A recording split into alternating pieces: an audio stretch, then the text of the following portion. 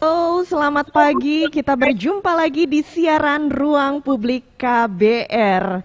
Senang sekali saya Ines Nirmala bisa hadir di tengah-tengah Anda dan seperti biasa siaran Ruang Publik KBR akan hadir selama kurang lebih 60 menit ke depan di 100 radio jaringan KBR di seluruh Indonesia dan di Jakarta lewat 104,2 FM MS3 FM. Dan pagi hari ini luar biasa sekali karena siaran Ruang Publik KBR spesial disiarkan langsung dari kantor pusat Direktorat Jenderal Pajak Jakarta. Dan pagi hari ini kita juga akan berbincang-bincang bersama dengan dua orang narasumber untuk membahas seputar program pengungkapan sukarela. Nah, kita tahu bahwa pemerintah sudah meresmikan RUU HPP atau Rancangan Undang-Undang Harmonisasi Peraturan Perpajakan menjadi Undang-Undang Nomor 7 Tahun 2021 pada Oktober 2021 kemarin, dan dalam Undang-Undang HPP atau Harmonisasi Peraturan Perpajakan ada 9 bab yang memiliki 6 klaster pengaturan, yaitu ketentuan umum dan tata cara perpajakan atau KUP, pajak penghasilan atau PPH, pajak pertambahan nilai atau PPN, dan ada juga program pengungkapan sukarela atau PPS, pajak karbon serta cukai. Nah, atas masing-masing ruang lingkup punya waktu pemberlakuan kebijakan yang berbeda-beda. Jika kita berbicara mengenai masa waktu pemberlakuannya, ada satu klaster yang sangat menarik untuk kita bahas pagi hari ini, yaitu seputar program pengungkapan sukarela atau yang lebih dikenal dengan istilah PPS. Jadi Direktorat Jenderal Pajak atau DJP terus-menerus melakukan sosialisasi agar wajib pajak memperoleh informasi dan pemahaman yang baik seputar program ini sehingga bisa dimanfaatkan sebelum batas waktunya berakhir. Maka dari itu kita yang mungkin masih belum terlalu paham dan ingin mengetahui lebih lanjut seputar PPS, Anda bisa dengarkan siaran Ruang Publik KBR sampai selesai ya, karena kita akan kupas tuntas seputar program PPS ini, seperti apa programnya, siapa saja yang bisa memanfaatkannya, dan apa saja syarat untuk mengikutinya. Dan pagi hari ini langsung saja kita menyapa narasumber kita. Yang pertama adalah Bapak Bima Pradana Putra, fungsional penyuluh pajak ahli muda, dan yang kedua adalah Bapak Iqbal Rahardian, fungsional penyuluh pajak ahli pertama. Selamat pagi Pak Iqbal, Pak Bima. Selamat pagi Mbak Ines. Apa kabarnya? Baik, alhamdulillah. Baik Mbak. Sehat ya? Terima kasih. Sehat Mbak. Oke, senang sekali saya bisa bertemu dengan Pak Bima, Pak Iqbal pagi hari ini, dan tadi seputar Undang-Undang Harmonisasi Peraturan Perpajakan yang sudah saya sebutkan ya Pak ya. Ada beberapa klaster dan salah satunya yang menarik ini adalah seputar PPS, Program Pengungkapan Sukarela. Nah, mungkin kita bisa mulai dari penjelasannya, apa sih program pengungkapan sukarela ini dan siapa saja yang bisa mengikutinya. Silakan Pak Bima. Ya, baik Mbak Ines. Terima kasih pertanyaannya. Selamat pagi. Kalau di KBR siapa ya kita menyapa biasanya Mbak? Kita panggil saja pendengar KBR ya. Pendengar KBR ya biasanya. Ya, selamat pagi pendengar KBR ya. Terima kasih. Tadi seperti Mbak Ines sudah sampaikan juga kalau di undang-undang yang baru nih terkait perpajakan, Undang-Undang Harmonisasi Peraturan Perpajakan, itu salah satu klasternya namanya adalah program pengungkapan sukarela. Mungkin di sini izin saya menjelaskan sedikit pendengar. Program pengungkapan sukarela itu apa? Kalau kita lihat di aturannya itu, kalau kita sedikit mungkin melihat secara luas ya, program pengungkapan sukarela ini adalah salah satu program nih dari pemerintah yang melalui Direktorat Jenderal Pajak. Isinya adalah pemberian kesempatan. Kesempatan apa?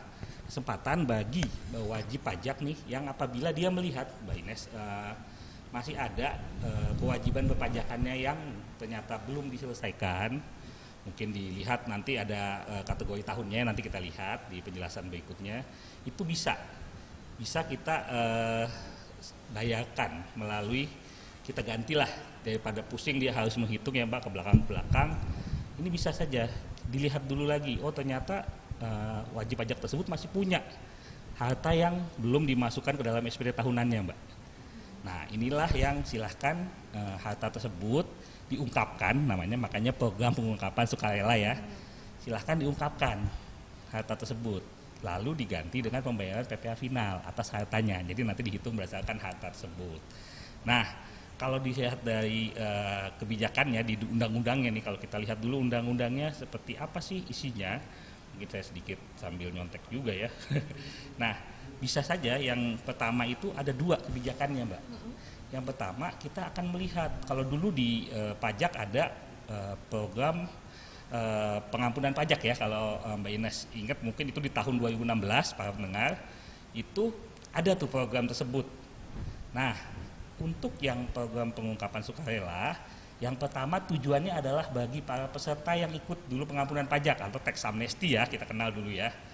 Untuk para wajib pajak yang memang adalah peserta juga TA, tax amnesty, pengampunan pajak ataupun namanya banyak ya saat itu masih bisa mengungkapkan hartanya di program pengungkapan sukarela apabila ternyata masih ada yang belum diungkapkan, Mbak Ines.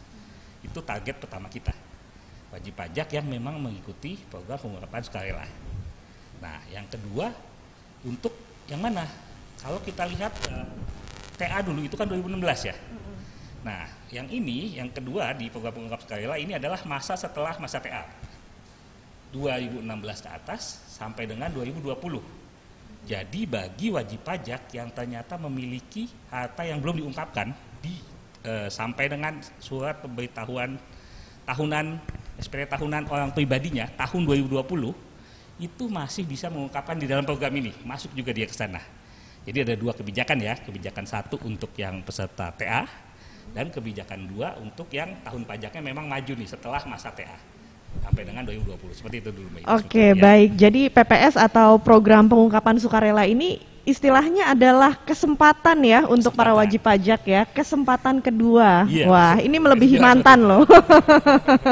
Ya, karena bisa wajib pajak ini bisa melaporkan atau mengungkapkan, memberitahu kewajiban pajak yang belum dipenuhi, dan ini dilakukan secara sukarela. Ya, betul. Iya. Dan tadi Pak Bima menyebutkan ada dua kebijakan, ada dua kategorinya.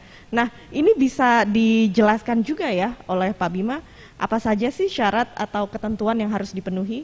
Nah, baik Mbak Ines, terima kasih.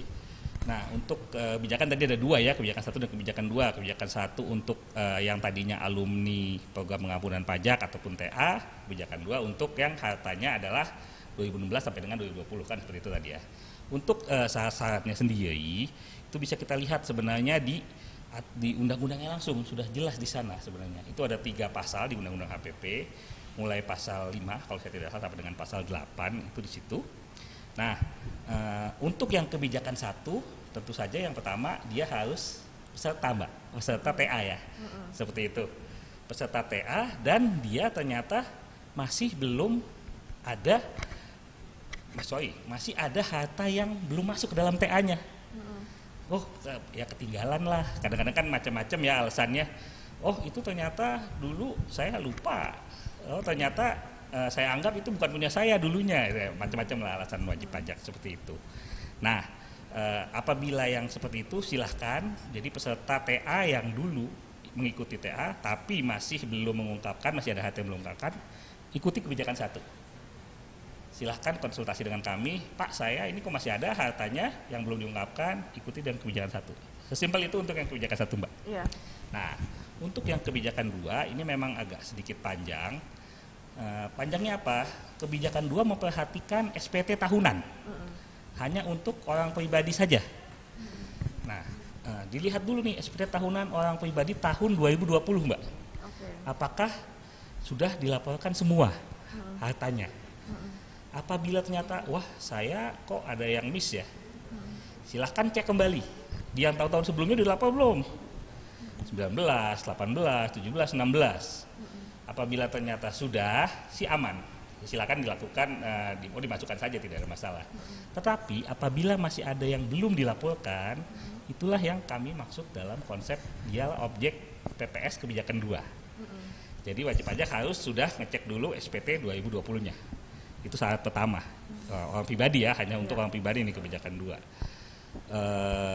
SPT sudah masuk, dicek hartanya apakah masih ada, apabila masih ada yang belum dilaporkan, itu masuk ke dalam konsep kebijakan 2. Nah, yang berikutnya mungkin syarat yang sedikit penting, Mbak, itu berbedanya ini juga bedanya sedikit dengan teks amnesti adalah dia tidak boleh sedang posisinya diperiksa, Mbak, sama DJP.